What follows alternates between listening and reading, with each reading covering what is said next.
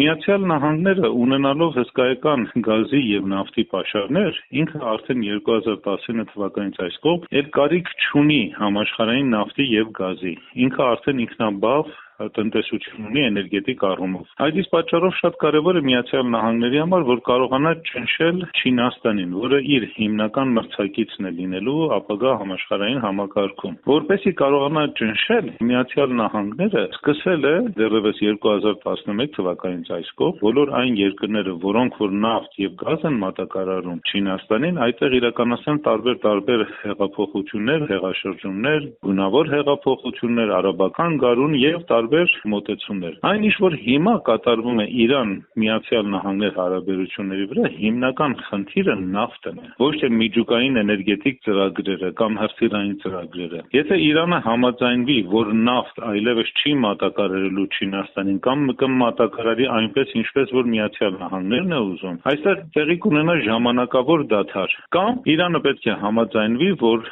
թույլ տա Միացյալ Նահանգները վերահսկի Հորմուզի նեղուցը։ Հորմուզի նեղուցից անցնում են համաշխարհային նավթի առևտրի օրական շուրջ 20%-ը, իսկ դեպի Չինաստան է գնում Չինաստանի ամբողջ պահանջարկի շուրջ 45-ից 50%-ի չափով։ Ուստի Հորմուզի նեղուցը շատ կարևոր է Միացյալ Նահանգների համար, որպեսզի կարողանա իր ապագա մրցակցին վերահսկողության տակ պահի։ Այսպիսի ուժերի կուտակում Միացյալ Նահանգների կողմից տարածաշրջան կարելի ասել աննախադեպ է 2003 թվականից այս կողմ, երբ Միացյալ Նահանգները հարձակվեց Աֆղանստանի եւ Իրաքի վրա։ Բայց ի տարբերություն այն ժամանակվա, հիմա առայժմ դեռ կարծես թե չկա քաղաքական կամք պատերազմը սկսելու, քանի որ պատերազմը սկսելը այլ հարց է, այլ պատերազմը ավարտելը երկրորդ խնդիրն է։ Ճիշտ է, Միացյալ Նահանգները ինքը չունի նավթի եւ գազի կարիք, բայց եթե Հորմուզի նեղուցը փակվի, թեկուզ ժամանակավորապես նավթի գները բարձրանալու են, միանգամից թռնելու են։ Իրանը ունենալով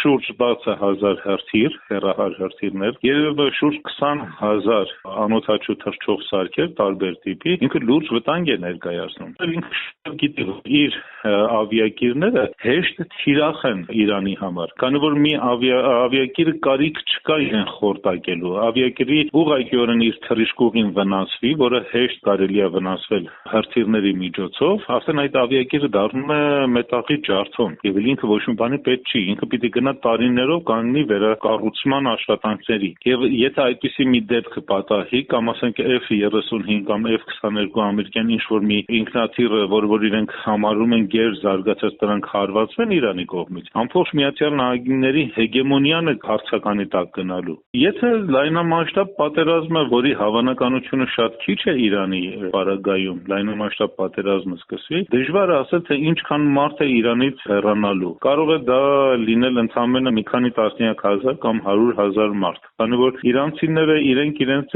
հոգեբանությամբ եւ իրենց մտածելակերպով եւ մենտալիտետով բավականին տարբեր մտածելակերպ ունեն, քան թե մնացած ժողովուրդը, այդ թվում նաեւ հայերը։ Պատերազմի ժամանակ իրենք բոլորը համախմբվելու են կենտրոնական իշխանության շուրջ եւ հավանականությունը, որ տեղի ունենա